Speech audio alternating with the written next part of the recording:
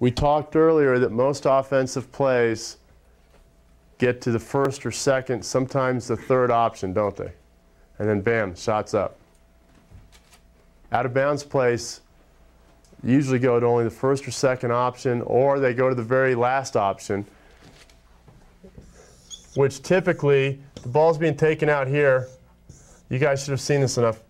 Where's it going to end up usually if you go to the last option? Huh? On what side? On the right side. No. Usually it's going to come in here. You got a guy coming up here, gets swung here. Big guy sets the screen. Shooter comes off. Remember, the shooter's taking the ball out of bounds. It's just a quick rotation. Little guard gets hung up. Screen's there. Little guard gets hung up. That's usually the last option on an out-of-bounds play. Happens all the time. Usually it's the first two options or it's the last option. Always know what each option is on your out-of-bounds plays. And if you're smart, because at that point, who's the leader on the court? If you're the passer, you're the shooting guard taking it out of bounds. You are. If you see something, the last time you took it out of bounds, can't you go tell your big guy, you don't have to say it's option 4 to them, but can't you just tell them, look, I'm coming to you on this, make sure you come hard to the ball. Can't you do that? Yes. Will you do that if you don't know all the options? No. You need to know the options. That's how critical it is, because it shows a different look to the defense. It gives them another play that they have to deal with. That's how vital it is, and it happens once or twice a game.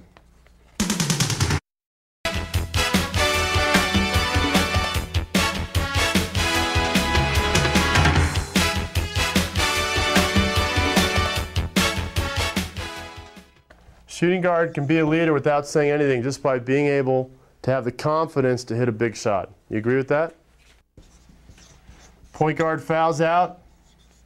Now you have 2 roles to play. You got to step up and do 2 things. Definitely have to be a leader then. How about when your team needs a big stop? Remember, who are you covering? Shooting guard. Yeah, the shooting guard. You're down by 2, minute left, you're on defense, you're thinking, I got to save my energy so I can get the last shot off. It's not the right mentality, is it? Shut the other guy down. No threes, no easy layups. You need a big stop. Help your team out. Your teammates will appreciate your efforts. This is a must. Be energetic and enthusiastic for others' success. I'm not talking about the opposing team. I'm talking about your team. If your big guy hits a shot, makes a nice move, gets an offensive rebound, nice shot, good pass. Will they appreciate that? Sure, and they'll play harder on defense. Be excited about their success. It's your success also.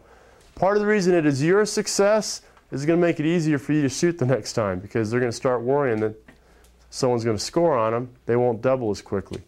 They won't contest you as tightly. Their success increases your opportunity for success. And this is definitely part of a shooting guard's leadership right there.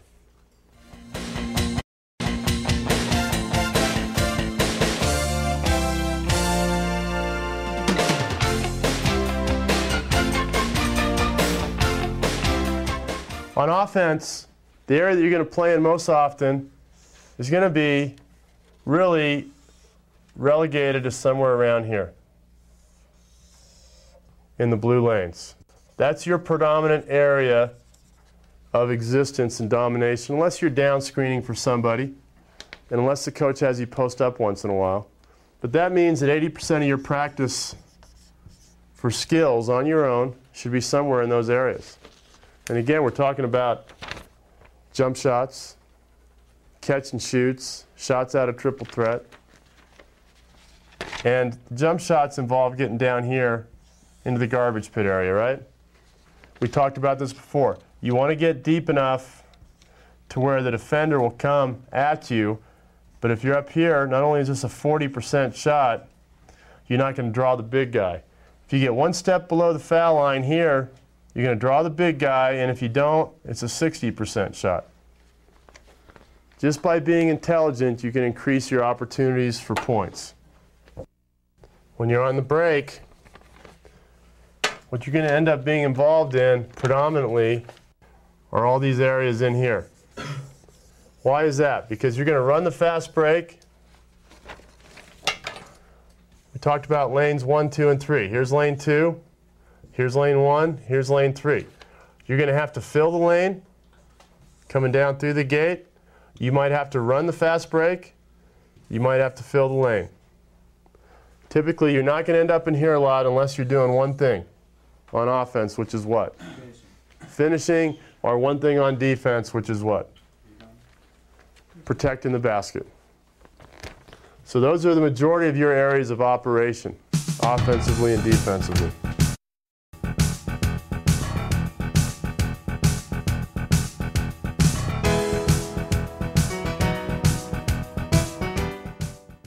First one's pretty simple.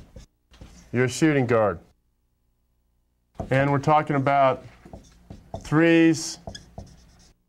We're talking about jump shots. Talking about catch and shoots. There's a simple definition for practice. It's a one-word sentence. Practice is repetition. Simple as that. No more, no less. If you're not willing to do the repetitions, you're not going to be the player that you want to be. It's doing the same thing over and over and over and over again, becoming quicker at it, becoming smoother at it, more efficient, more fluid, and more proficient. That's all practice is. You need to work on your ball handling.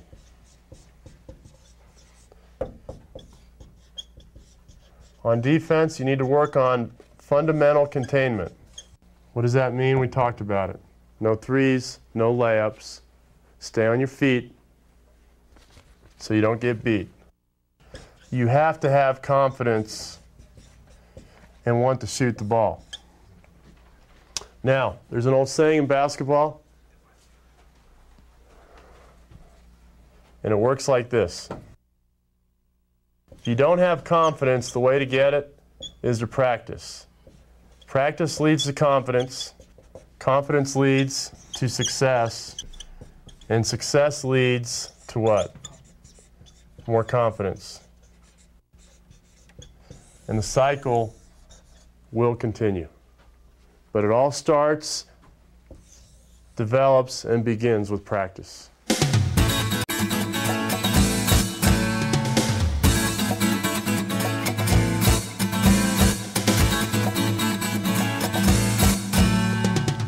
Outside of practice, shoot, shoot, and shoot. Write your notes daily like we talked about. There are certain things you can do without having to be on the court. You can write out how to use screens. You can write out how to read screens. You can read through these notes once a day. If you've taken notes on this, you read through your notes once a day. That will help you to internalize the things that we're talking about, and you don't have to break a sweat. Just read through your notes. And again, you have to know the plays. The more you know about the plays, the more efficient you're going to be.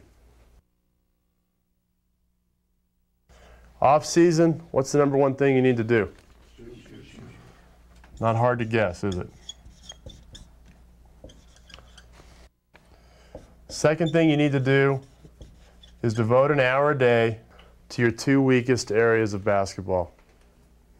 If you're weak in your ball handling, this is the off season, it's the summer. If you're weak in your ball handling, work on it. If you're weak in your defense, work on it. There are two ways you can work on your defense, by the way, in the off season. One is you start doing footwork, work on your quickness every day. Do defensive slides as much as you hate those. Second is give yourself a challenge. It's the off season. Doesn't matter if you get tired to lose a pickup game or a summer league game. Start covering the best offensive player on the other team every time you step in a gym or on the court. Do you think you're going to look silly for a little while? Once in a while.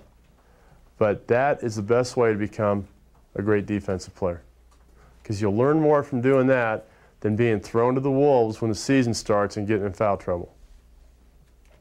Take pride in your defense. Third thing you have to do, you have to become a better athlete. If you become stronger, it makes you quicker. You need to get in the weight room. You need to strength train. You need to work on your speed. Do speed drills. Find something to do once a day to be a better athlete. Don't lift 6 days a week, but lift 3 or 4 days a week. The other days go work on your speed or quickness. Any questions on the shooting guard? You feel prepared to be a shooting guard now? All right, good luck.